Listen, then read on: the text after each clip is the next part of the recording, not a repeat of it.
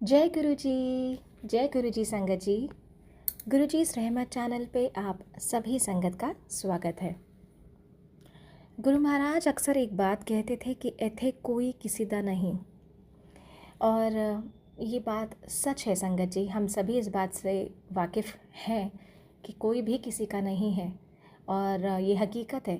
कई बार ऐसी परिस्थितियाँ आपके जीवन में आती हैं कि सब कुछ होते हुए भी, सबका साथ होते हुए भी आपको ऐसा लगता है कि वाकई में कोई भी नहीं है आपके साथ, और उस समय आपको एहसास होता है कि आपका जीवन का उद्देश्य सिर्फ महाराज तक ही रह गया है, और महाराज ही हैं जो सबके चेहरे दिखाकर आपसे पूछते हैं कि बता तेरा कौन है। ये वाकई में हकीकत ही है, और जितनी जल्दी हम इस चीज़ को समझ लें बहुत अच्छा होता है ज़िंदगी में, क्योंकि हमारा जन्म किसी न किसी उद्देश्य को लेके ज़रूर हुआ है। अगर हम इस चीज़ को समझें कि महाराज ने हमें अपनी संगत क्यों चुना है, क्या कारण है उसके पीछे, तो आपकी ज़िंदगी बहुत बहुत आसान हो जाती है। आज का सत्संग है पंकज गौतम अंकल, जो कि पेशे से एक डेंटिस्ट हैं। बड्डी मंदिर, अगर आप संगत ने नाम सुना हो तो बड्डी मंदिर एक बड्डी कॉलेज था, है, और वो डेंटल कॉलेज कैसे बड्डी मंदिर में कन्वर्ट हुआ, क्योंकि बड्डी मंदिर के अंदर एक डॉक्टर पुनीत, जो कि गुरु महाराज की संगत, और पंकज गौतम अंकल, जिनका आज आप सभी संगत सत्संग सुनेंगे। तो ये दोनों डेंटिस्ट और सीनियर मोस्ट HOD डॉक्टर्स पहली बार जब गुरु महाराज 2005 में बड्डी मंदिर आए थे, तो पंकज अंकल का मिलना हुआ महाराज से डेंटल कॉलेज में। और 2005 के जुलाई के बाद में जब महाराज का बर्थडे सेलिब्रेशन हुआ, तो पंकज अंकल ने महाराज का एक स्केच बनाया, और वो स्केच जो महाराज का उन्होंने बनाया वो आज भी बड्डी मंदिर में महाराज का लगा हुआ है। और बहुत प्यारा सत्संग है जो अंकल ने आज सुनाया। हम लोग अक्सर सुनते हैं, अपने जीवन में देखा भी है कि कितने कष्ट महाराज हमारे सोते सोते सपने में ही काट देते हैं। ये आज का सत्संग मैं सभी संगत से यही रिक्वेस्ट करूँगी कि इस सत्संग को बीच में बिल्कुल मत छोड़िएगा। रोंगटे खड़े कर देने वाला सत्संग है, जो अंत तक आप ज़रूर सुनिएगा। प्रणाम। और आई हुई सारी संगत को आज अगर मैं सत्संग कर भी पा रहा हूँ तो गुरु जी की कृपा से मैं इस धरती पे इस नाम के साथ हूँ। लास्ट ईयर की बात है, गुरु जी एक्चुअली ड्रीम आया मुझे कि हम सारी संगत कहीं जा रहे हैं बस में, और बस का एक्सीडेंट हो जाता है और सारी बॉडीज ऐसे पड़ी हुई हैं, लहू लुहान सारे हो रखे हैं, और बस का भी बहुत बुरा हाल हो रखा है। मेरी भी डेथ हो गई है और मेरे भी बहुत बुरे हाल है बॉडी के, और लोग मेरी बॉडी के आसपास खड़े हैं बस के अंदर ही एक हिस्से में, और मैं उनको भी देख रहा हूँ और अपनी बॉडी को भी उस हिसाब से। तो मैंने सारी तरफ देखा और एकदम से डर गया। इतना मैं सोच ही पाता कि ये सब क्या हो गया। सूरज में से गुरुजी निकल के आए, पीछे पूरी रोशनी सूरज की, वो सर्कल, और उसमें से गुरुजी भागते हुए है, रेड कलर का चोला डाला हुआ है और रेड कलर की जूती। गुरुजी आए और मुझे पकड़ा और साथ ले गए और ले जाके मुझे एक बागीचे में बिठा दिया। उसमें मेरे ब्रदर जो जा चुके हैं वो भी बैठे हुए थे, और वो कुछ वगैरह कर रहे थे। तो मैं वो सारा कुछ देख के सोच रहा था कि ये कहाँ मुझे गुरुजी ले आए, और मैं अपने ब्रदर को भी बोल रहा था कि इशारा कर रहा था कि गुरुजी हैं, माथा टेको। तो वो नहीं टेक रहा था, वो कभी इधर कभी उधर इस तरह से था, अपने काम में लगा हुआ था, और मुझे लग रहा था कि गुरुजी सामने खड़े हैं और माथा नहीं टेक रहा। लेकिन मेरी गुरुजी बेंच पे बैठ गए और गुरुजी ने कहा कि कुछ फल बताया मुझे कि ये तू दूसरों को खिलाना। और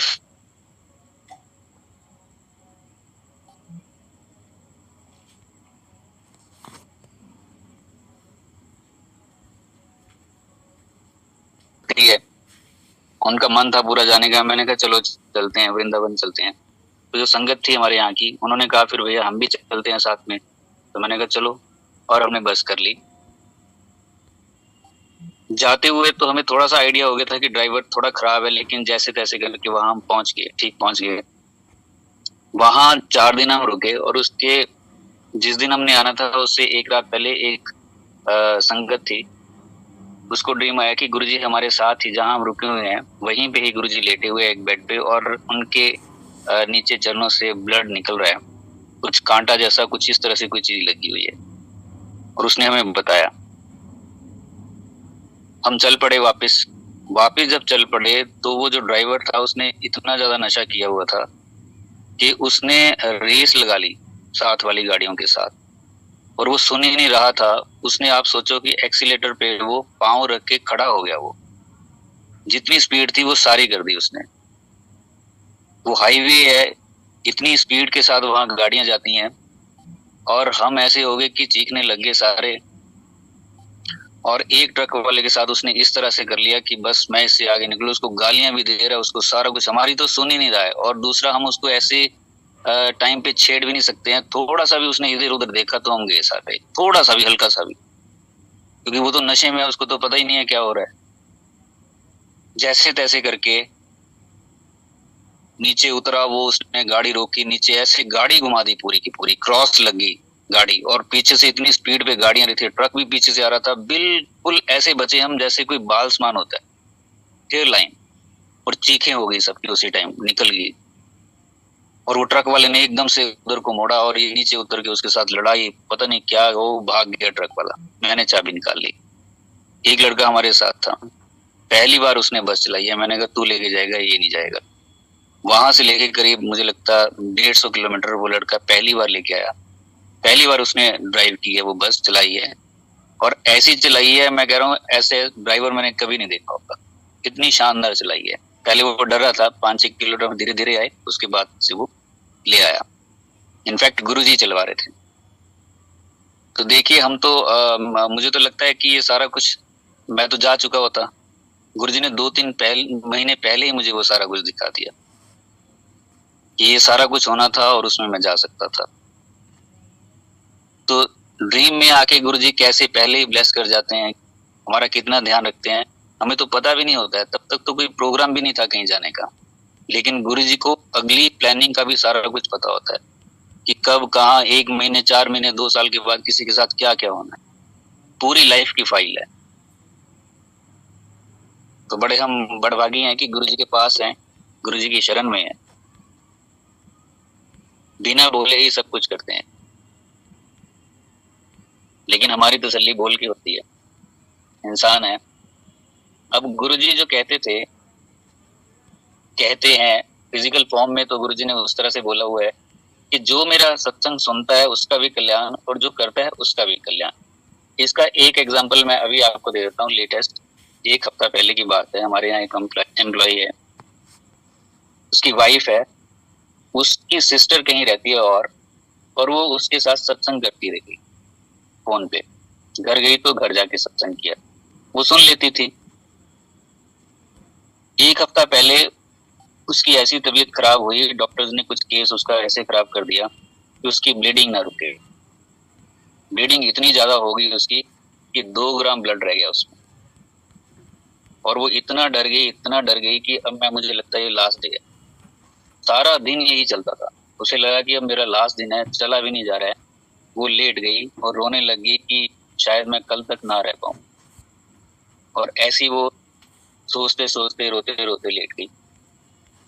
उसकी आंख लग गई। गुरुजी आए ड्रीम में, 7 पता नहीं 5 घोड़े व्हाइट कलर के, और गुरुजी रथ पे बैठे हुए हैं। आए और आके उसकी बॉडी के ऊपर ऐसे हाथ फेरा ऊपर से नीचे तक, और चले गए।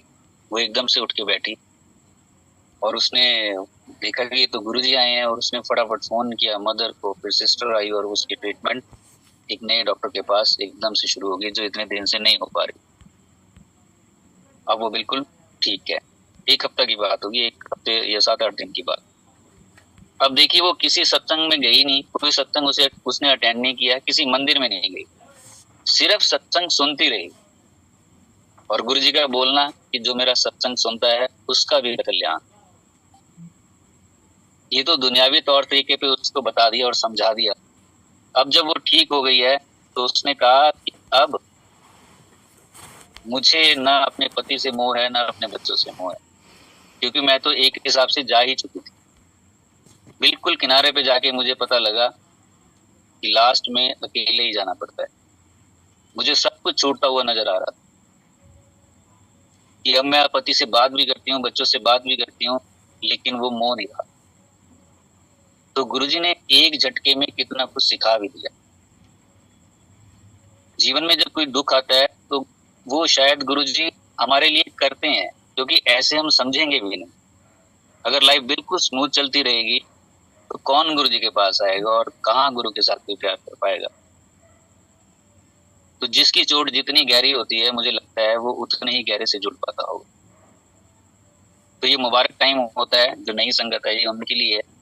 अगर आप आ रहे हो, नहीं काम कोई बन रहा, या कोई अड़चन आ गई है, या कोई तकलीफ है, वो शायद आपके भले के लिए, और गुरुजी को सारा कुछ पता होता है। तो आपको ये मैंने बात बताई कि सत्संग सुनने से ही कैसे कल्याण होता है, और फिर जो गुरुजी के सत्संग में जा रहा है, पहुंच पा रहा है, वो तो और भी ज्यादा आगे की बात होगी कि गुरुजी ने उसको अलाउ किया कि यहाँ आओ, बैठो, कृपा कर रहे हैं, कल्याण करना चाहते हैं। अब कल्याण वर्ड की बात आई, गुरुजी के पास एक महीने में 4 बार जाने का मौका मिला। एक बार मैं किसी के लिए गया था, किसी ने कहा था कि ये चीज पूछ के आना, तो मैं गुरुजी के पास गया था, तो गुरुजी ने मुझे बताया था उसके बारे में। फिर उसके बाद अगले हफ्ते में फिर चला गया, और अगले हफ्ते जब मैं गया तो डॉक्टर पुनीत भी मेरे साथ थे।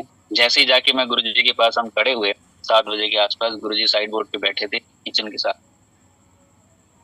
तो गुरुजी कहते डॉक्टर पुनीत को, तेरा दोस्त फिर आ गया। डॉक्टर पुनीत कहते कि गुरुजी वहाँ मंदिर है जो हमारा बद्दी में, उसमें बड़ी सेवा है, वो सारा कुछ मेरे बारे में बताया। तो गुरुजी कहते ये तो अपना कल्याण पिछली बार ही करा गया। अब हमारे लिए तो इतनी संगत जी बहुत खुशी की यही बात होती थी कि गुरुजी ने बात कर ली। वो चाहे दूसरे वर्ड की बात हो, चाहे इसकी हो, चाहे कुछ छोटी सी छोटी या बड़ी से बड़ी हो, हमारे लिए बहुत खुशी की बात होती थी कि गुरुजी ने हमसे बात कर ली। तो ये कल्याण वर्ड मुझे तब ये था कि गुरुजी ने बोल दिया और बात हो गई, लेकिन इसके मायने 4-5 साल के बाद धीरे धीरे समझ आने शुरू हुए कि कल्याण किस तरह से गुरुजी करते हैं। उसके कई तरीके हैं, और वो सबके साथ अलग अलग भी हो सकता है, अलग अलग तरीके से भी हो सकता है, हम सबको पता है। तो कौन सा फॉर्मूला किसके लिए गुरुजी ने कहाँ लगाना है, वो गुरुजी को ही पता है। ऐसे ही एक बार 2009 में, अब वो गुरुजी काम कैसे करते हैं वो मैं आपको बताऊं। 2009 में मुझे किसी ने डिच किया, तो मैं 48 घंटे लगातार बोलता रहा, बड़बड़ाता रहा। रात को 2 बजे, 3 बजे, 4 बजे, सुबह हो गई, फिर अगले दिन फिर लगातार। उसका मेरे दिमाग पे इतना असर हो गया, मुझे होश ही नहीं था। लेकिन फिर गुरुजी एकदम से ड्रीम में आए, आके किसी संगत में मैं बैठा था, वो भी बैठ गए, और आके मुझे उन्होंने कहा, देख ली दुनिया, ऐसे कोई किसी का नहीं है, सब ऐदा ही होते। तो मैंने कहा गुरुजी कैसे चलेगा। तो गुरुजी ने उंगली ऊपर की तरफ की और कहते वो बहुत बड़ा मास्टर है, उसे काम करने दे तरीके अपने, देखी चल टाइम मानते सब पता लग। ये जो मास्टर वर्ड गुरुजी ने बोला, ये अब जब हम कुछ बुक्स को देखते, सुनते, पढ़ते हैं तो पता चलता है कि स्पिरिचुअल मास्टर होता है। अदरवाइज हमारे लिए तो मास्टर वही होता है जो स्कूलों में है। गुरुजी ने तब ये बोला था वो बहुत बड़ा मास्टर, और गुरुजी ने कहा ऐसे कोई किसी का नहीं। जो मैंने अभी आपको पहला सत्संग सुना है इससे पहले, उसमें भी उनको लास्ट में जाके जब चीजें खत्म होने की कगार पे लगी उनको, तब उनको समझ आया कि जाना अकेले ही पड़ेगा, बाकी सब यहीं रहेंगे, ऐसे कोई किसी का नहीं। कई बार इसको समझने में, इस बात को समझने में उम्र भी लग जाती है, पूरी उम्र लग जाती है इस बात को समझने के लिए, ऐसे कोई किसी का नहीं। किसी किसी को पहले समझ आ जाती है, किसी के हालात कैसे, किसी के कैसे। फिर वो बहुत बड़ा मास्टर है और उसके काम करने के तरीके अपने हैं। देखी चल टाइम आने से सब पता लग। इसका मतलब टाइम आने पे ही पता चलेगा, उससे पहले नहीं। हमारी चिल्लम चिल्ली रहती है कि अभी पता चले, जो हम पूछ रहे हैं गुरुजी कब जवाब देंगे, कब जो लोग एक ड्रीम में आते हैं, हमारे क्यों नहीं आ रहे, हमारा काम कब होगा। तो गुरुजी ने कहा टाइम आने सब पता लग। तो जो नई संगत है तो उनके लिए मैं कहना चाहता हूँ, आप आए हैं, आप आते रहिए। गुरुजी की नजर है, सत्संग आप सुन रहे हैं, सत्संग में जा रहे हैं, गुरुजी बुला रहे हैं, तभी आप पहुंच पा रहे हैं। तो किसी के कर्म कैसे हैं और किसी के कैसे हैं, किसी को जल्दी, किसी को बाद में, कल्याण सबका ही होगा। उतनी पेशेंस के साथ बस आते चलिए। और जब भी गुरुजी के पास आए हम, तो दिमाग ना लगाएं, दिमाग बिल्कुल भी ना लगाएं। अच्छा, इसमें मैं एक और सत्संग सुना देता हूँ। वशिष्ठ आंटी की बेटी है डॉक्टर लिपिका, उनके लिए, हालांकि ये सारे सत्संग ऑलरेडी बहुत बार शेयर हो चुके हैं, लेकिन कई बार कोई नया होता है, तब उन्होंने, उनके लिए एक रिश्ता आया। और ये वो दोनों बेटियां ही हैं, पंचकुला में रहती हैं। मेरे उनके साथ फैमिली रिलेशन भी हैं। जब वो क्राइसिस में चल रहे थे तो वो सारी डिस्कशन होती रहती थी उनके साथ। जब शादी की बात हुई तो उसने कहा कि मैं शादी वहीं करूंगी जहाँ गुरुजी हाँ कहेंगे। तो जब लड़का आया तो उसने कहा मैं गुरुजी, कौन गुरुजी हैं, मैं उनसे पूछ लूंगा जाके। तो उन्होंने वो चला गया, उसने अंपायर स्टेट जाना था और उस दिन मैंने भी जाना था। तो जो मुझे बताया उन्होंने, तो मैंने कहा पता नहीं कोई ऐसी बेवकूफ ना बना दे इनका। तो मुझे आप उसकी फोटो दो, मैं भी जा रहा हूँ, मैं जाके देखूंगा कि गुरुजी से उसकी बात होती है कि नहीं होती है। कहीं ऐसे ही आपको ना बोल दे कि मेरी बात हो गई है और आप हाँ कर दो रिश्ते के लिए। मैं चला गया। मेरे साथ एक और लड़का था। जब हम अंपायर स्टेट पहुंचे, 7 बजे थे, दरवाजा खुला, गुरुजी नीचे ही दीवार पे राइट साइड पे, जैसे वो 3 सीढ़ियां नीचे उतरते हैं, अंदर जाके राइट साइड पे बिल्कुल जो वॉल है उस पे नीचे ही ऐसे लेग्स क्रॉस करके बैठे हैं, क्रीम कलर की ट्राउजर और ब्राउन कलर की शर्ट डाली हुई। गुरुजी ने ऐसे बैठे हुए हैं। मैंने और उसने, जो लड़का था उसने इशारा किया, देखा मतलब यार तो मजे आ गए, गुरुजी अकेले हैं और कोई नहीं है। जैसे जाके माथा टेका और बैठने लगे तो गुरुजी ने इशारा किया ऊपर ऊपर। तो हम ऊपर चले गए, फर्स्ट फ्लोर पे बैठ के जाके। अब फर्स्ट फ्लोर पे पता ना चले कि नीचे कौन आया, किसकी गुरुजी से बात हो, क्या हुआ क्या नहीं हुआ। मेरा ध्यान उधर ही लगा रहा कि उसकी बात हुई होगी कि नहीं हुई होगी। चलो 10:30 बजे लंगर प्रसाद करके बाहर खड़े हुए आके मीनवाइल मैंने फोन किया उनको कि मुझे तो गुरुजी ने आज ऊपर बैठा दिया, तो मुझे पता ही नहीं चला उसकी बात हुई कि नहीं हुई। वो कहते आया था वो, और जब उसने जाके माथा टेका तो वो कहता जब मैंने माथा टेका गुरुजी की तरफ देखा तो मुझे लगा कि गला ही मेरा चोक हो गया। मुझे पता ही नहीं लगा मैं कहाँ बैठा हूँ, क्या करने आया हूँ। तब तक गुरुजी ने कहा चलो। कहता मैं बोल ही नहीं पाया कुछ भी, लेकिन मैं दिमाग लगा के गया था। मैं जूतों के साथ बाहर छोड़ के नहीं गया था, बल्कि घर से चलते ही दिमाग लगा के गया था। और गुरुजी को सब पता होता है कि कौन कितना दिमाग लगा रहा है और किस तरह से लगा रहा है। उस दिन मुझे ऊपर, तो गुरुजी का कहना है कि दिमाग मत लगाओ, जब मेरे पास आते हो सीधा आओ मेरे पास, मुझसे बात करो, सत्संग सुनो, गुरबानी सुनो, जो मैंने सिस्टम बनाया आप लोगों के कल्याण के लिए उसको फॉलो करो। सिर्फ और सिर्फ मेरे पे ध्यान रखो। एक थॉट भी इधर से उधर हो सकता है तो वो गड़बड़ करते। थॉट भी सही आने चाहिए गुरुजी के पास, गुरुजी के सत्संग में बैठ के। नजरें इधर उधर इधर उधर, उसके कोई फायदा नहीं। घर से टाइम निकाल के अगर गुरुजी तक आ रहे हैं तो वो गुरुजी के लिए होना चाहिए। ये गुरुजी और हमारे बीच की बात है। किसी भी सत्संग हॉल में, मंदिर में एंटर करते ही दिल बाग बाग हो जाना चाहिए। कौन है इधर उधर कोई खबर नहीं होनी चाहिए, सिर्फ फोकस गुरुजी के ऊपर होना चाहिए। और मन में गुरुजी के साथ बातें करते करते वहां पहुंचे। जो भी बातें हैं मन की वो सारी बातें करते पहुंचे। गुरु खुश होगा कि घर से चलते ही उसने मुझे याद रखा है। घर से ही चलते हैं तो बीच में रुक जाएं, खाना पीना ये वो सारा, चलो वो भी जरूरी है। 8-10 घंटे अगर किसी को लगते होंगे कहीं पहुंचने के लिए, बट फोकस जो है वो गुरुजी के ऊपर ही रहना चाहिए। मैंने जब गुरुजी के दर्शन हुए 2005 में, जब गुरुजी डेंटल कॉलेज में आए, उस दिन मुझे पता नहीं था कि आज शाम को मेरे कानों में एक गुरुजी वर्ड भी पड़ेगा। मैं तो रूटीन की तरह ही गया था। पता नहीं होता कि कौन सा दिन जो है वो लाइफ को चेंज करके रख देगा। मैं तो ऐसे ही गया था और शाम को मेरी बात हुई ऑनर के साथ। उन्होंने कहा कि गुरुजी को हम कल इनॉग्रेशन के लिए बुला रहे हैं। मैंने कहा कौन? टुगेदर डॉक्टर पुनीत, ये मैंने पहली बार सुना था। चलो अगले दिन मैंने डॉक्टर पुनीत से पूछा कि क्या कहेंगे, किस तरह से, उन्होंने कहा साथ साथ रहना। और अगले दिन जब गुरु जी आए मैं साथ साथ था, और ऐसा रहा कि जैसे भगवान के दर्शन के बाद कोई दीवाना सा हो जाता है अंदर से इतनी बेचैनी होगी कि मैं भाग जाऊं गुरु जी के पीछे पीछे सब कुछ छोड़, जबकि मेरी कोई गुरु जी से बात नहीं हुई। बहुत कम बात की है, गुरु जी 4-5 घंटे रुके होंगे, बहुत कम बात की किसी से गुरु जी। वीडियो भी देखोगे तो बहुत कम बात कर। चलो उसके बाद जाना हुआ, मैं शॉर्ट में इसको समझाता हूँ। तो उसके बाद जाना हुआ गुरु जी के पास 7 जुलाई को बड़े मंदिर में, दर्शन हुए, लंगर प्रसाद हुआ, डांस हुआ, वो सारा करके हम आ गए। और उसके बाद मैंने आके ना गुरु जी एक फोटो बनानी शुरू कर दी, ड्राइंग शीट लेके शाम को। अदरवाइज उससे पहले मैंने कभी इस तरह की ड्राइंग कभी जिंदगी में नहीं बनाई। कहाँ से गुरु जी विचार डालते हैं, ये सब गुरु जी करते हैं, अदरवाइज में हमारी कोई औकात नहीं है। मैंने ड्राइंग शीट ली और गुरु जी की एक फोटो बनानी शुरू कर दी। फोटो वही है जो अभी मेन मंदिर में लगी है बद्दी में। उसको 20-25 दिन लगे। 20-25 दिन के बाद हम फिर गुरु जी के पास चले गए। उसको रोल करके मैंने उठाया हुआ था और गुरु जी को दिखाया, दिखाने का मौका मिल गया। गुरु जी का ऑरा इतना तेज, इतनी लाइट कि कई बार भूल ही जाते थे कि हमारा नाम क्या है, हम कौन है। गुरु जी ने एक बार मुझसे पूछा तेरा और भी की ना तेरा, तो मैंने कहा गुरु जी गौतम, और नाम पूरा है पंकज गौतम। तो करेक्शन का कोई टाइम नहीं, तब तक गुरु जी का चलो बाहर आ गए, भूल ही जाते थे अपना नाम। तो गुरु जी के पास जैसे ही पहुंचे लंगर प्रसाद के बाद, तो मैंने कहा गुरु जी थोड़ी, पहले मैंने कहा सर थोड़ी फोटो बनाइए।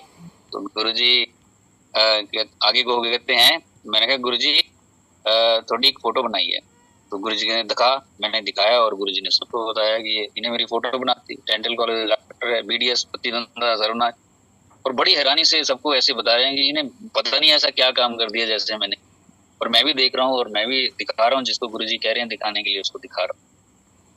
अभी देखिए मैंने अभी आपको फोटो कहा, और जब तक हम गुरु जी के पास जाते रहे फोटो ही बोलते थे। एक जगह हम सत्संग के लिए कहीं, किसी ने, हमारा स्टूडेंट है वो, उसके घर पे हुआ, उसने वहां के आसपास के लोग बुलाए हुए थे। जैसे ही मैं खड़ा हुआ सत्संग के लिए और मैंने फोटो बोला, तो उसमें से एक लेडी थी, वो दिल्ली से थी शायद, वो उन्होंने कहा कि 1 मिनट अंकल आप फोटो ना कहें प्लीज, गुरु जी के ना स्वरूप बोलते हैं। तो उन्होंने कहा, मैंने कहा हाँ आप बिल्कुल ठीक है, ये आपका प्यार है गुरु जी के लिए और इसको सलाम है, लेकिन हमने फोटो ही सुना है और फोटो ही बोलते हैं हम। स्वरूप कोई बोलता है तो बहुत अच्छी बात है, ये उनका प्यार है और भी एक कदम आगे की बात है, लेकिन हमने फोटो ही सुना है तो उस हिसाब से हम फोटो ही बोलते हैं। खैर उनको बाद में पता लगा ये सारा कुछ। तो ये तो उनके भाव हैं। अब रही बात सत्संग की, मैं बिल्कुल एक तरह से नास्तिक भी आप कह सकते हैं। मंदिरों में जाता तो था लेकिन उस भाव से कभी नहीं गया। जल भी चढ़ाए शिव जी पे जाके, लेकिन उस तरह से नहीं कभी गया। Logical mind. मैं तो अभी ये सोचता हूँ कि अगर मेरे पास कोई, उस वक्त जितने भी लोग आते आज तक, मैं शायद भगवान और गुरुओं के अगेंस्ट कर देता, एटलीस्ट गुरुओं के तो सबके अगेंस्ट कर देता। इतना लॉजिकल माइंड, एक एक चीज को बड़े नाप तोल के देखने वाला बंदा। मैं सुबह यहाँ से गया और शाम को गुरु जी मेरे कान में पड़ा और गुरु जी ने मुझे अपनी तरफ खींच लिया। इसमें मेरा कोई रोल नहीं, मेरे कोई एफर्ट नहीं, मैं तो बिल्कुल लॉजिकल माइंड था। और आज देखो, आज सत्संग हो रहे हैं, तो किसकी जर्नी कब चेंज हो जाए, कब वो किस तरफ चल पड़ा है, इसका कोई आइडिया नहीं है। गुरु जी तो किसी से भी राम राम जपवा सकते हैं, किसी से भी। किसी ने मुझसे पूछा कि मेरे हस्बैंड है वो चेंज हो जाएंगे, तो मैंने कहा मैं हो सकता हूँ तो कोई भी हो सकता है, कोई भी हो सकता है।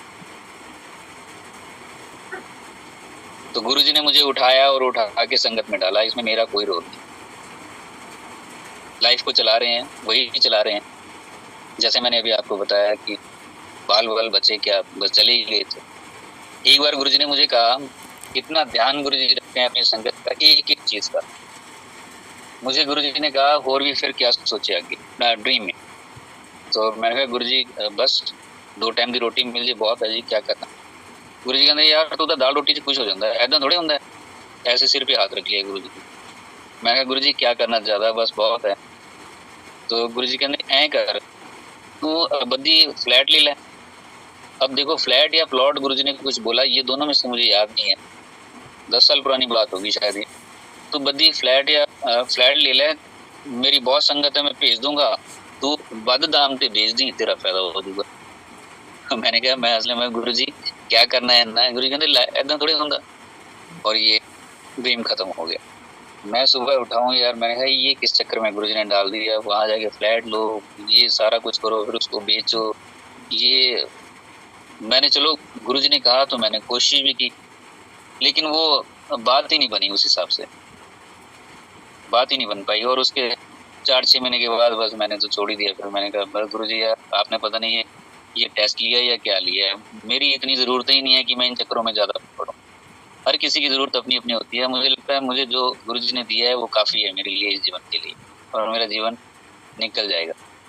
ज़्यादा भाग दौड़ करने की मुझे कुछ ज़्यादा ज़रूरत नहीं है उसमें, लेकिन जिनको ज़रूरत है वो तो जिनकी जिम्मेदारियाँ जिस हिसाब से है वो तो ज़रूर करे। मैं तो अपनी बात कर रहा हूँ, मेरी ज़रूरतें शायद उतनी नहीं है, तो मैंने वो एफर्ट्स उसके बाद नहीं किए। अब पता नहीं ये गुरुजी का टेस्ट था या क्या था, या फिर मैं फेल हो गया। क्योंकि गुरुजी के पास अगर हम कोई कहे कि ओल्ड संगत और दर्शन किए हुए हैं, ऐसा नहीं है कि हम कोई देवी देवता है या कुछ और है, हम भी वैसे हैं। मुझ में से अगर सत्संग निकाल दो तो मैं भी वैसे ही हूँगा जैसे बाकी नॉन संगत हो। सिर्फ सत्संग है तो हम हैं, और वो सिर्फ गुरुजी की महिमा है जो वो सत्संग। आप भी आज सुन रहे हैं तो मुझे भूल जाना, सिर्फ सत्संग जो गुरुजी की महिमा है उसी को याद रखें। सत्संग सुन के सत्संग करने वाले के पीछे कोई ना भागे, वो फंसने वाली बात हो जाएगी। और दूसरे के भी हम एक तरह से दूसरे का भी अहंकार बढ़ा देंगे कि वो पता नहीं क्या है। बस आपके लिए सत्संग है, वही आपके कल्याण का एक जरिया है, करने वाला नहीं। जो सत्संग बोल रहा है वो नहीं, वो तो एक मीडियम है। उसके आगे पीछे घूम के वाह वाह करके उसकी भी जर्नी हम खराब ही कर देते हैं शायद। लेकिन दुनियादारी है, कई बार ऐसा हो जाता है कि प्रेज करनी पड़ जाती है जब कुछ सामने आता है। प्रैक्टिकल चीजें हैं, लेकिन बचना चाहिए। बस आप सत्संग सुनिए और आगे बढ़िए, फिर अगले का सुनिए और आगे बढ़िए। उससे आपको जो आपको निकालना है वो निकालिए, जो आपके जीवन के लिए अच्छा है वो निकालिए, जो आपको ठीक लगता है उसको आप फॉलो कीजिए। सिर्फ सत्संग सुन के वाह बढ़िया या ऐसे वैसे या नहीं है, उससे बात नहीं बनेगी। जो भी चीज, जो भी लाइन, जो भी सत्संग आपको ठीक लगे उसमें से आप निकाल के नोट डाउन कर लीजिए और उस पर आप काम कीजिए। क्योंकि गुरुजी की वो महिमा है, गुरुजी ने किसी के ऊपर वो काम किया है, उस पर वो शक्ति लगी है। वो किसी को मोड़ के संगत में लेके आए हैं। वो दुनिया में जा रहा था, कितना कुछ गुरुजी को करना पड़ा होगा। पता नहीं किस तरह की मेरी लाइफ होगी, किधर जा रहा था मैं और कहाँ एकदम से पकड़ लिया। दूसरी बात, मैं अपोज भी नहीं कर पाया, मैं कोई क्वेश्चन भी नहीं कर पाया। मेरे जैसा लॉजिकल माइंड में ये भी नहीं कह पाया कौन गुरु। उससे पहले मैं कितना बोल चुका हूँ, ये गुरु ऐसे फ्रॉड होते हैं, ऐसा है वैसा है। मैं घर वालों को बोलता था कि आप लोग बेवकूफ हो, ऐसे गुरुओं के पीछे लगे हुए, कोई कहीं जा रहा है, कोई कहीं जा रहा है। मैं एक क्वेश्चन तक नहीं पूछ पाया।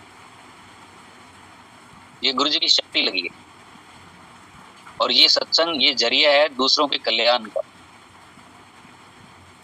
बोलने वाले की इतनी औकात नहीं है कि वो किसी का कल्याण कर सके। उसके अंदर जो गुरुजी ने सत्संग दिया है उसको, वो आपके कल्याण का जरिया है। और हम सब एक बार गुरुजी के पास हम गए हुए, मैं कजन्स को ले गया, तो मुझे लगा कि सबको बता दूं जाके कि भगवान धरती पे आए हुए हैं। बहुत कोशिशें की मैंने, दूर दूर तक अपने जितने मेरे रिश्तेदार थे सब, कि चलो एक बार भगवान धरती पे आए हुए हैं, आपका भी कल्याण होगा, आपकी फैमिली का भी होगा। लेकिन कोई गया कोई नहीं गया। तो मैं अपने कजन्स को ले गया, वो मेरे से बहुत छोटे थे उस टाइम, 18 साल का था, कोई 19 साल का था। तो मैं उनको ले गया कि चलो इनकी फैमिली का एक एक बंदा तो आ ही जाएगा गुरुजी के पास। और गुरुजी का बोलना कि जो एक भी मेंबर मेरे पास आ गया तो सारी फैमिली का कल्याण। तो मैं उनको ले गया गुरुजी के पास।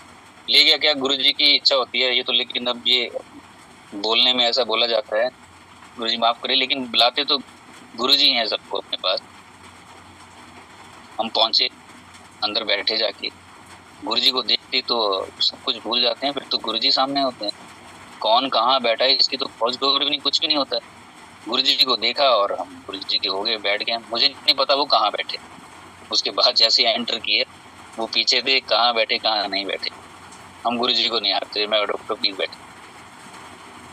लंगर प्रसाद के बाद बाहर आए, हाथ धोए, तो अंकल खड़े थे जो स्टूल पे एक बाल्टी और लोटा होता था उससे हाथ धुलाते थे। वो कहते हैं चलो आज यहीं से आज्ञा होगी। तो मैंने कहा नहीं, गुरुजी से आज्ञा लेके जाएंगे, गुरुजी ने अभी बोला नहीं है जाने के लिए। कहते नहीं, आज यहीं से आज्ञा होगी। तो थोड़ा सा एडमेंट हुए, तो मैंने कहा चलो क्या है कि तीसरा या चौथा राउंड था शायद वो लंगर प्रसाद का, तो मैंने उनको इकट्ठा किया। तो मैंने कहा कर लिया लंगर? कहते हैं हाँ। मैंने कहा चलो चलते हैं। डॉक्टर पुनीत ने उस दिन फरीदाबाद ही रुकना था अपने घर, तो वहीं अभी लेट आना था उनको, मतलब अगले दिन आना था। हम आगे गाड़ी में बैठे, फायर स्टेट के बाहर, गाड़ी 1 किलोमीटर गई होगी। मैंने पूछा कैसा लगा? कहते क्या हमें क्या पता कैसा लगा, हमें तो एक्सपीरियंस ही नहीं किया हमने। मैंने कहा क्यों, तुम अंदर नहीं गए? कहते अंदर तो गए थे, लेकिन गुरुजी ने, लेकिन वहाँ से ना सेवादार आए, उन्होंने उठा दिया कि आप बाहर चलो, आप शोर कर रहे हो, आप डिस्टर्ब कर रहे हो उसको। कहते हम तो बाहर बैठे रहे, हमें तो पता ही नहीं चला अंदर क्या हुआ। कुछ तो एज उनकी ऐसी थी, तो मुझे लगा कि यार ये खुश होके जाने चाहिए थे भगवान के दर्शन करने के बाद, ये क्या बोल रहे हैं। मेरे मन को ठेस लगी। ये मैंने सोचा ही होगा, अभी 1-2 मिनट हुए होंगे, डॉक्टर पुनीत का मुझे फोन आता है, कहाँ हो? मैंने कहा बाहर निकल गए। अभी वापस आओ गौतम, गुरुजी बुला रहे हैं कि उनको वापस बुलाओ, जल्दी आओ जल्दी आओ। मैं तो खुश हो गया और गाड़ी मोड़ी, और उन्होंने इतनी देर में पता नहीं 6-7 फोन कर दिए। गुरुजी कह रहे बुलाओ उनको वापस। और हम गए, जाके अंदर बैठे, चैटर्जी अंकल सत्संग करने लगे। थोड़ी देर के बाद जब गुरुजी के चरणों में 1 घंटा करीब सत्संग हुआ, उन्होंने भी सुना, मैंने भी सुना। तो बाहर आए, तो बाहर आके जब मैंने पूछा है कि अब कैसा लगा, कह रहे हाँ अब पता चला ना क्या हुआ और गुरुजी कौन है। तो गुरुजी छोटी छोटी चीजों का कैसे ध्यान रखते हैं, दिल नहीं टूटने देते। अब चैटर्जी अंकल ने जो सत्संग किया उसमें उन्होंने कहा था कि मेरे एक जवान की उसको गोली लगी और डॉक्टर्स ने टांग काटने को बोल दिया था। मैं गुरुजी के पास आया, गुरुजी को बोला कि ब्लेस करो, तो गुरुजी कहते तो अपने अपने कर्म है। तो उन्होंने कहा कि गुरुजी तो आपकी पावर्स हैं, और सारा कुछ उस तरह से बताया कि आप ठीक कर सकते हो तो ठीक कर दो आप। तो गुरुजी कहते हैं कि मैं ठीक तो इसको कर दूं, इस जन्म में ये बिल्कुल ठीक रहेगा, लेकिन इसका कर्म खड़ा रहेगा, वो इसे भोगना ही पड़ेगा, वो चाहे इस जन्म में भोग ले या फिर किसी और, ये कर्म भोग के ही जाना पड़े। तभी गुरुजी कहते थे मैं आया है तो मेरे नाल कटा लो, सौखे हो जाओगे। लेकिन भाग दौड़ की दुनिया, जब तक सत्संग कर रहे हैं, सुन रहे हैं, तब तक कुछ और, सत्संग खत्म होते ही कुछ और, सोते ही कुछ और, जागते ही कुछ और, काम पे जाते ही कुछ और बस हो गया काम। अगर कोई रिटेन कर लेता है इसको, अंदर उतार लेता है इसको, और अगले दिन से उसके ऊपर सोचना और काम करना शुरू कर देता है, फिर तो सत्संग करने और सुनने का मतलब है। अगर आज सुन लिया, कल वैसे के वैसे, फिर अगला कोई करेगा, फिर उसको भी सुन लिया, फिर वैसे के वैसे। हम सारे, माया इतनी ज़्यादा स्ट्रांग है, ये सत्संग की घड़ियाँ गुरुजी ने हमें दी हैं, इसका सही सही उपयोग करके उनको आगे बढ़ाने वाली बात है। जो छोटी एज में बहुत बड़ी बात, उसका जीवन बहुत अच्छा रहेगा, सफल होगा, और गुरुजी बहुत खुश होंगे उससे। जो बहुत बड़ी एज में बहुत छोटी सी बात को ही पकड़ के बैठा रहेगा और अपनी जर्नी को आगे नहीं बढ़ पाएगा, तो नुकसान होगा। छोटी एज में ही बात पकड़ लो ताकि टाइम वेस्ट ना हो। कोई कहे कि मेरी तो 25 साल की एज है, 20 साल की एज है, 30 साल की एज है। हमारे यहाँ पे एक लड़की थी, MDS उसने कर रखी थी, 28 साल की उसकी एज। शादी को 1-2 साल हो गए थे, 6 महीने की शायद उसकी बेटी भी थी। उसकी ऐसी प्रॉब्लम थी कि 4-6 महीने से तो वो बेड पे थी, इंटेस्टाइन सारी बाहर निकाल के रखी हुई थी। तो वो ग्रुप में लिखती थी कि गुरुजी क्या मैं अपने पाँव पे भी कभी खड़ी हो पाऊंगी, नीचे कदम जमीन पे रख पाऊंगी, और वो रख भी नहीं पाई, वो चली गई। तो उम्र अगर कोई ये समझ के बैठे कि हर किसी की गुरुजी 80 साल 100 साल तक लेके जाएंगे, जो हमारे लिए अच्छा होगा, जब होगा वही सही टाइम होगा। बस इस बात को पकड़ना है कि गुरुजी ने देख लिया, समझ लिया, गुरुजी के पास हम जब जा ही रहे हैं तो बुरा कुछ भी नहीं होगा। हमारी नज़र में वो बुरा हो सकता है, लेकिन सोल जर्नी में वो बुरा नहीं होगा। क्या पता अगर कोई रह जाए तो आगे जाके वो कितने कष्ट भोगे। गुरुजी उन कष्टों से बचा लेते हैं। पूरा परिवार उलझ जाता है अगर किसी को ऐसी बीमारी कोई लग जाती है, और एक टाइम पे आगे परिवार ही कहने लग जाता है कि बस एक तरफ हो जाए बात। तभी तो गुरुजी ने कहा है कि कोई किसी का। मैं अपने कजन को भी उनके साथ में सत्संग करता था एक दूसरे के साथ, तो वो कहता था किस एज में किधर चल पड़ा है। वो मेरे से 4 साल छोटा है। तो जब मैं बात करता था कि दिल्ली जा रहा हूँ बाय स्टेट गुरुजी के पास, वहाँ से आ रहा हूँ, वो कहता है यार किस एज में किधर चल पड़ा है, ये क्या काम कर रहा है तू।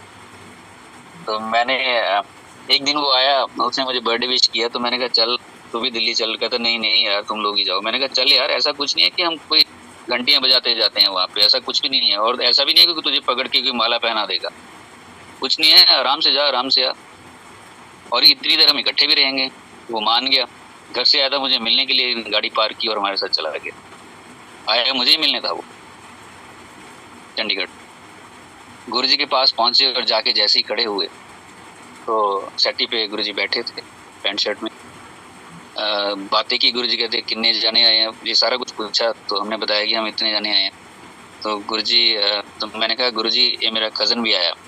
गुरुजी कहते ये भी डॉक्टर है। मैं कहा नहीं ये तो इंजीनियर है गुरुजी। कित्थे? मैं कहा शिपिंग चाहिए बॉम्बे। कित्थे रहंदा? चंडीगढ़। केड़े सेक्टर? 46। और वो हाथ जोड़ के खड़ा है गुरुजी के पास, ऐसे ऐसे गर्दन को किया, हाँ जी वो वाला पोज था उसका।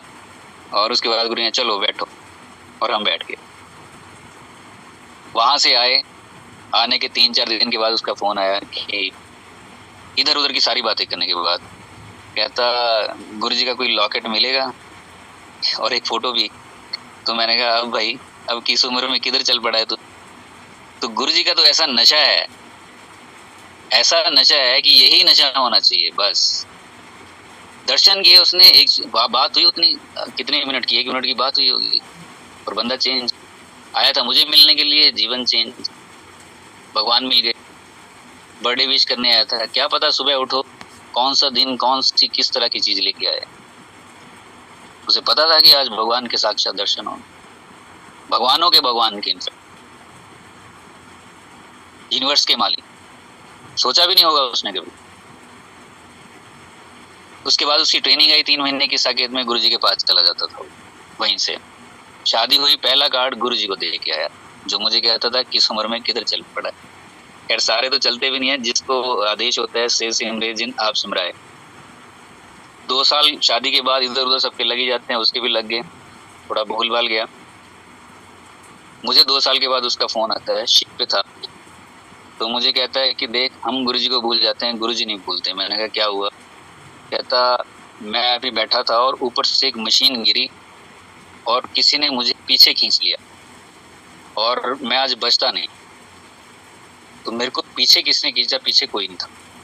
कहता मैं डर गया और मैं इतना इमोशनल हो गया कि मैं तो आज इतनी दूर बैठा था समंदर में, अगर कुछ हो जाता है मेरी फैमिली को कौन देखता। मैं इमोशनल हो गया और मैं नीचे आया अपने केबिन में। मैंने डायरी निकाली, फोटोग्राफ्स देखी, घर की फोटोग्राफ्स, बच्चों की, सब ये जो भी था कुछ देखने के बाद कहता अगला पन्ना जैसे ही मैंने किया उसमें गुरुजी की छोटी सी फोटो, उसमें से इतनी फ्रेग्रेंस आई कि मेरे रोंगटे खड़े हो गए एकदम से। कहता मैंने कहा ओह शिट यार, ये तो गुरुजी ने मुझे खींचा है पीछे। कहता देख मैं भूल गया था, गुरुजी को याद था। तो या तो मैसेजेस देख देख के डेली तेरा कल्याण होगा, तेरा ये होगा, तेरा वो होगा, तेरा ये पुत्र वो, या तो इस तरफ चल पड़ो, या फिर गुरुजी के साथ डायरेक्ट कनेक्शन।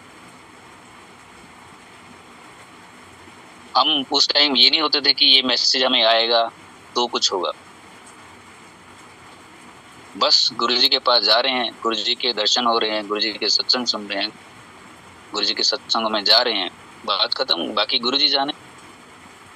ये सारी चीजें उलझाने वाली हैं जो लोग करते हैं, पता नहीं उनको दुनियावी फायदा दिखता है, कितनी देर के लिए दिखता है, अपना भी नुकसान और दूसरे का भी नुकसान, और इतना बेस कमजोर कि 1.5 साल में क्या 4-6 महीने में पता लग जाएगा कि इन मैसेजों से कुछ नहीं होता। लेकिन टाइम तो वेस्ट हो गया। और गुरुजी के साथ एक मिनट 1 सेकंड कितना इम्पोर्टेंट है, ये कोई ऐसे मिल जाते हैं? हम सब ने सुना है, गुरुजी ने कहा था 3 चीजों का कॉम्बिनेशन, मनुष्य शरीर, परमात्मा को मिलने की प्यास और पूर्ण गुरु, ये तीनों ही तुम्हें मिले हुए हैं। बस कोई कदम तो बढ़ाए। ऐसे छोटे छोटे मैसेजेस दे के हर रोज अपनी लाइफ को आगे बढ़ाएंगे तो ये भगवान से मिलने की प्यास है। ये पूर्ण गुरु के पास जा रहे हैं। थोड़ा सा ध्यान दे, जो नई संगत है बहुत सोच समझ के चलें, लोगों की बातों में ना आए, उलझे ना, अपना डायरेक्ट कनेक्शन रखें। गुरुजी देखते हैं। जब मेरे फादर का अल्सर रप्चर हुआ 2009 में, डॉक्टर्स ने कहा 1 घंटे के अंदर ऑपरेट होंगे, नहीं तो बचेंगे नहीं। मैं ले गया, फटाफट हॉस्पिटल में ले गया। वहाँ चलो नॉन थे संगत, उनका जहर जितना भी था बॉडी का निकाला गया बाहर बॉटल्स में। वेंटिलेटर पे रहे 3 दिन, मैं बाहर बैठा था।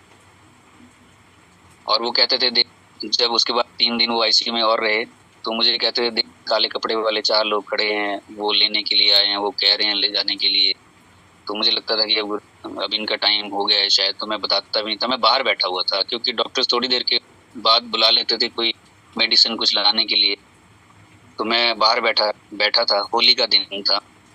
एक टोली लड़कों की होली खेलते खेलते उस हॉस्पिटल में आई, और जैसे ही मेरे तक पहुंची, गुरुजी की तेज फ्रेग्रेंस आई मुझे, और मुझे लगा ये इन्होंने इत्र वगैरह लगा रखा। और वहीं से वो वापस भी चले गए। हॉस्पिटल में उस तरह से होली खेली जा रही है जिस तरह से बाहर लोग गलियों में खेलते हैं। उसके बाद अगले दिन मैं एक्सरे की रिपोर्ट लेने के लिए नीचे जा रहा था। सैटरडे था। पूरा कॉरिडोर 100 फीट का होगा, खाली, इधर उधर ताले लगे हैं। हाफ डे के बाद वहां गुरुजी की मुझे तेज फ्रेग्रेंस आई। इशारा कर दिया गुरुजी ने कि मैं देख रहा हूँ। और वो 12 दिन के बाद डिस्चार्ज हो गए। 9 साल रहे, कोई एक भी टेबलेट नहीं खाई होगी, मस्त रहे बिल्कुल। वो 80 साल की एज में वो गए। लेकिन तब मैं ये नहीं था कि मैं फोन उठा के देखूं कौन सा मैसेज आया, आज तुझे खुशखबरी मिलने वाली है, आज ये होने वाला है, आज वो होने वाला है। नो, गुरुजी देख रहे थे, फ्रेग्रेंस भेजी, बता दिया कि मैं देख रहा हूँ, और काम हो गया। ये गुरुजी के पास आके धीरे धीरे चीजें समझ आती है। इंटेलिजेंट वो है जो बात को जल्दी समझ जाए। टाइम गवा के समझे वो तो फिर हालात भी समझा देते हैं, उम्र भी समझा देती है। इतनी संगत, ओल्ड संगत इतने तरीके से हम सबको समझाती है, उसको गहराई से सुन के आगे बढ़ाना भी है, समझाना भी है, खुद भी समझना है, और जहां गड़बड़ा है उसको रेक्टिफाई भी करना है बहुत अच्छे तरीके से, ताकि जो भी गुरुजी के पास है, हर किसी को जरूरत है, हर फैमिली में कुछ ना कुछ हो रहा है, गुरुजी की सारी दुनिया को जरूरत है। लेकिन वो आया है तो वो अच्छे से जुड़े। जिसको भी गुरुजी के पास लेके आए, गुरुजी की उस डिविनिटी के बारे में भी जरूर बताएं। यहाँ सिर्फ ऐसे नहीं है कि आपका ये ठीक हो जाएगा, वो ठीक हो जाएगा। उस डिवाइन लाइट के बारे में बताए कि वो कैसे काम करती है, इतने से कामों के लिए कि ये भी ठीक हो जाएगा, बच्चों की शादियां हो जाएगी, बीमारियां ठीक हो जाएंगी, और भी बहुत से बाबे और बहुत कुछ ऐसा है जो होता रहता है आसपास। लेकिन डिवाइन लाइट खुद वो हमें अपने सत्संग तक लेके आ रही है। तो छोटी छोटी चीजों में ना उलझे। जो डेकोरम है सत्संग का, उसे प्रॉपरली मेंटेन करना चाहिए हम सबको। हम सबकी जिम्मेदारी है, सबकी, कि वहां पिन ड्रॉप साइलेंस हो, कचर पचर ना हो, गुरबानी ऐसी हो जिसमें इंसान ऐसा बैठे वहां पे कि वो आंख खोलने को दिल ना करे। गुरबानी ऐसी हो, ऐसा रस हो उसमें, उठा के कुछ भी नहीं लगाना। तो मैं एक बार, अभी जन्माष्टमी आ रही है, गुरुजी के पास गए हुए थे। गुरुजी ने परात रखी हुई थी एम्पायर स्टेट में राइट साइड पे, और बहुत काजू मिष्टी वगैरह बहुत कुछ, इलायची रखी हुई थी, और गुरुजी उसमें से कुछ उठाते थे और मुंह में डाल लेते थे और खा लेते थे। और मैं जब पहुंचा वहां पे माथा टेका, गुरुजी ने वो मुंह से निकाला और उसमें ऐसे हाथ डाला और उठा के मेरे हाथ पे दे दिया। और 2 हाथों में आता नहीं था, हम सब ने सुना ही हुआ है। वो जितना आया मेरे पास, मैंने फटाफट अपनी जेब में डाला और लेफ्ट साइड गुरुजी के बैठ गया। नीचे गुरुजी के चरणों के साथ जो जो टच हो रहा था वो सारा मैंने उठा के ऐसे बीनना शुरू कर दिया। और गुरुजी, और उसके बाद डॉक्टर पुनीत थे, वो भी राइट साइड बैठ गए, उन्होंने भी ऐसे मुझे देख के बीनना शुरू कर दिया। गुरुजी के ऐसे नीचे से जाके चरणों के पास से जो जो चरणों के बिल्कुल नीचे गिरा हुआ पास था वो सारा उठाया। और फिर गुरुजी ने ऐसे देखा इधर उधर दोनों तरफ की, ये क्या कर रहे हैं, चलो चलो हो गया चलो, और हम बाहर निकल आए। गुरुजी जब बैठे होते थे, कई बार मन ऐसा होता था, रोम रोम खिला होता था, रोम रोम पूरा। एक स्माइल रहती थी, गुरु जी को देखते ही रहना बस हमें, इधर से उधर आंख का होने का कोई मतलब नहीं था। तो कई बार कोई गुरु जी के पास खड़ा होता था, मैं और डॉक्टर पुनीत आपस में डिस्कस कर रहे, तो सर वो तो रोती थी, ऐसे नहीं है कि दूसरा भी कोई ऐसे डिस्टर्ब हो जाए, इतनी सी कि जिससे बात हो उसी को पता लगे। ऐसे बिल्कुल पास जाके बात की, देखो मैंने कहा देखो गुरुजी अभी यहाँ बैठे हैं, इनसे बात कर रहे हैं और हमें अपना ये रूप दिखा रहे हैं। अभी पता नहीं दुनिया के किस किस कोने में, ब्रह्मांड के किस किस कोने में ये किस किस रूप में किस तरह से बैठे हों, लेकिन हमारे सामने इस तरह से बैठे हुए और ऐसे बात करके दिखा रहे हैं जैसे मैं बस यही हूँ। वो नजारे थे कि भगवान सामने बैठे हों और उनको देखते रहना, निहारते रहना। उन्होंने एक सिस्टम बनाया है कि सत्संग इस तरह से हो। सत्संग जब गुरु जी अपना करवाते थे, मजाल है कोई बोल जाए, मजाल है कोई छींक भी आ जाए, वो भी रोक के बैठा रहता था, क्योंकि गुरु जी खुद सुनते थे अपना सत्संग बैठ। एक बार गुरु जी ने कहा चल भी डॉक्टर अपना सत्संग सुना। 10-15 लोग ही थे हम स्टार्टिंग में, और गुरु जी सेटी पे बैठे थे।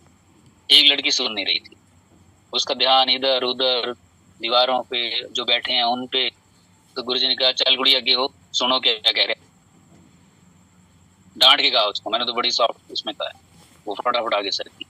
तो सत्संग में जाके जब कोई सत्संग शेयर कर रहा होता, आंखें बंद कर लीजिए और उस रस को पूरा एब्जॉर्ब कीजिए, जो गुरु जी की महिमा है। गुरु जी ने कहा सुनने से कल्याण होता है। सुन कोई किस तरह से रहा है इसके ऊपर भी मैटर करता है कि कोई सुन कैसे रहा है। अगर आप आंखें खोल के भी देखोगे तो आपका ध्यान इधर उधर चला जाएगा। मुझे तो लगता है आंखें बंद करके कोई आधा घंटा शेयर कर रहा है, उसे सुनते रहिए बस, और डूब जाइए गुरु जी। उठा लाइए सारा कुछ जो गुरु जी ने वहां रखा हुआ है हमारे लिए, बन जाइए पात्र ऐसे। मजा आ जाएगा उस सत्संग का जिसमें ऐसा डेकोरम हो। लेकिन ये ड्यूटी हम सबकी है, किसी एक की नहीं है। ऑर्गेनाइज करते हैं सत्संग, बहुत से उसमें सेवा भी लगती है लोगों की, लेकिन कई बार मैं सोचता हूँ जो बेचारे ऑर्गेनाइज करते हैं, जहाँ उनकी जर्नी तो भाग दौड़ में ही रह जाती है, कभी यहाँ कभी वहाँ। मैं तो कहता हूँ वो भी बीच बीच में ब्रेक लेके बैठें, अपने लिए टाइम निकालें। सेवा तो वो कर ही रहे हैं, गुरुजी ने लगाई है, लेकिन अपनी जर्नी को वो आगे बढ़ाएं। आधा घंटा जरूर बैठा करें, वो आंखें बंद करके गुरुजी के साथ जरूर बैठिए। और वो जो ऑर्गेनाइज करते हैं उसमें बहुत से सत्संग होते हैं, वो उनको भी अब्जॉर्व करें, क्योंकि उनका भाग दौड़ बहुत होता है बेचारों। तो जब वो, और इससे कहीं ना कहीं कभी कभी कोई अशांत भी हो जाता है, कुछ इश्यूज भी हो जाते हैं। जब हम आधा घंटा बैठेंगे तो हमारी जर्नी भी पैरेलल साथ साथ उस शांति के साथ आगे बढ़े,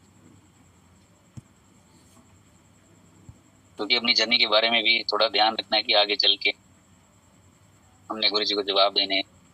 कई बार सेवा करते करते ईगो भी आ जाती है, बहुत कुछ हो जाता है, तो साथ के साथ वो रेक्टिफाई होता रहे तो बहुत अच्छा है। कुछ इकट्ठा हो गया तो गड़बड़ हो सकती है। ये तो मैं कई बार सत्संगों में, खैर जितने भी गुरु जी के साथ, मैं साईं बाबा के साथ, पहले लोग बहुत गुरु जी के साथ आए हैं, तो उससे पहले बाबा के साथ कोई कहीं जुड़ा रहा होगा जरूर। मैं बाबा के साथ भी मेरा जाना ऐसे ही हुआ उनके पास। तो बाद में पता चला गुरु जी ने धीरे धीरे सिखाया कि ये सब मेरे ही रूप हैं। मुझे बाबा के बारे में बात कुछ नहीं पता था, और ऐसे ही मुझे कोई उठा के वहां ले गया थर्सडे वाले दिन। उस दिन भी मैं ऐसे ही उठा और मैं बस में बैठा कॉलेज जाने के लिए। एक आंटी थे वहां पे, मेरे नोन थे, वो उन्होंने मुझे पकड़ के बिठाया और यहाँ से दो घंटे का रास्ता है, वहाँ साईं बाबा का मंदिर है, वहां ले गए और साईं बाबा के बारे में सारा दिन बताया। और उस दिन वो अलग अलग चीजें हुई मेरे साथ, बिल्कुल अलग थी वो उस दिन के लिए, और मैं बाबा के पास जाने लग गया। अकेला चला जाता था, साईं सचरित्र पढ़ी, और एक ऐसी भाव जागे कि कोई ऐसा तो होगा जिसने बाबा को देख रखा होगा। 80-85 साल ही हुए हैं बाबा को गए हुए, तो शायद कोई ऐसा होगा कि मन में भाव जाए कितने लकी रहे होंगे वो लोग जिन्होंने बाबा को देखा है और उस ऑरा में बैठे हैं वो। लेकिन तब तक गुरु जी की एंट्री होगी और गुरु जी के दर्शन हो गए। तब तक गुरु जी के दर्शन नहीं हुए थे 7 जुलाई को, क्योंकि जब गुरु जी यहाँ आए थे तब तो बहुत लोग आए थे, तो मुझे लगा यार मैं भी इनमें से एक हूँ, तो मैं कोई ऐसा थोड़ी है कि गुरु जी ने मुझे बुलाया मैं तब आया हूँ, मैं तो भीड़ का हिस्सा हूँ। तो 7 जुलाई को जब मुझे पहली बार वहाँ बड़े मंदिर जाना था, तो मैं यही सोच रहा था कि गुरु जी मुझे एक्सेप्ट करेंगे कि नहीं करेंगे। कहीं ऐसा ना हो जैसा मैंने सत्संग डॉक्टर पुनीत से सुना हुआ है कि गुरुजी डांट भी देते हैं और इस तरह से है, तो मेरे कर्मों को देखेंगे इस जन्म के तो गुरुजी तो मुझे भगा देंगे कि तेरा यहाँ कोई काम नहीं है, यहाँ तो भक्त होने चाहिए। तो जब तक गुरुजी आके गद्दी पे बैठ नहीं गए बड़े मंदिर में और मैं बैठा रहा और ये डरा भी रहा कि जैसे ही मेरे ऊपर निगाह पड़ेगी और उनके कहेंगे चल भाई भाग तू यहाँ से, लेकिन ऐसा हुआ नहीं। बैठा रहा मैं और जब 10 मिनट हो गए तो मुझे लगा कि ठीक है ये बात तो बन गई है, कि गुरुजी ने शायद एक्सेप्ट कर लिया। गुरुजी को कुछ बोलने की जरूरत नहीं है। मैंने एक प्लॉट लिया था, हालांकि ये कई बार सत्संग किए हुए, प्लॉट लिया हुआ था फादर ने और उसकी रजिस्ट्री नहीं हो पा रही थी। उसमें हमने सारा पैसा जितना, एक टीचर मेरे फादर थे सरकारी और उसमें से कितना ही बचता होगा, हम 4 बच्चे पढ़ने वाले, उसमें भी उन्होंने इकट्ठा करके घर बनाया एक नया और उसमें प्लॉट लेके उसकी रजिस्ट्री हमारे नाम नहीं थी। वो भाग गया था, 8-9 साल हो गए थे करीब उसको और हम फंसे हुए थे, ना इधर के ना उधर के। तो वहां बैठ के मैंने गुरुजी को प्रे किया आंखें बंद करके, ये नहीं कि जाके कुछ बोला हो कान में या कहा हो कि मेरा ये काम है आप कब करेंगे। और मन में ही मैंने प्रे किया कि गुरुजी इस तरह से आप देख लेना, बस ये कितने सेकंड लगे होंगे इस बात को। 3 दिन के बाद वो काम हो गया। वो जो ऑनर था प्रॉपर्टी का वो आया, वो कहता स्पेशल आज मैं आपकी रजिस्ट्री करूँगा। बस गुरुजी के पास आए हैं तो बस बात को समझें कि भगवान मिल गए हैं, इन्हें छोड़िए मत और अच्छे से पकड़ के रखिए और उनके बताए रास्ते पे हम सारे चलें। आप जितने भी, आप सबका धन्यवाद जो भी जुड़े और जिन जिन से जो जो हमने सुना है उन सबका भी बहुत बहुत धन्यवाद, आभार। जय गुरु जी।